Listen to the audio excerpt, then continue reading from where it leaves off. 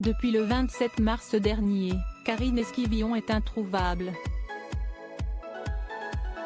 D'après les premières déclarations de son mari, la mère de famille âgée de 54 ans aurait subitement quitté seule le village aux alentours de 16h30.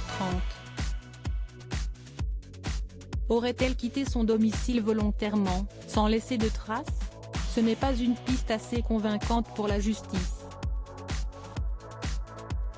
Pour cause, ce mercredi 14 juin, le Parisien a dévoilé de nouvelles révélations sur cette affaire.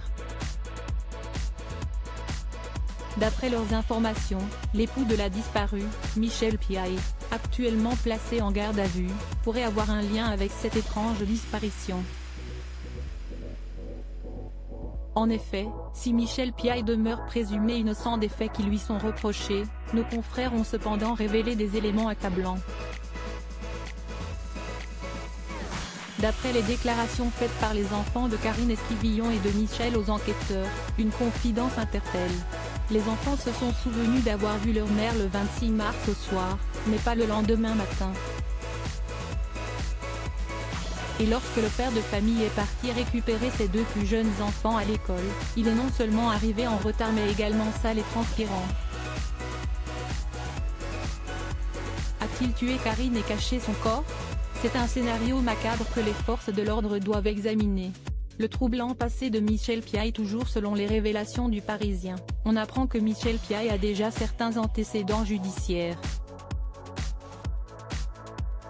Brocanteur en ligne de métier, né dans le 18e arrondissement de Paris, le 5 octobre 1971, il est un habitué des gardes à vue.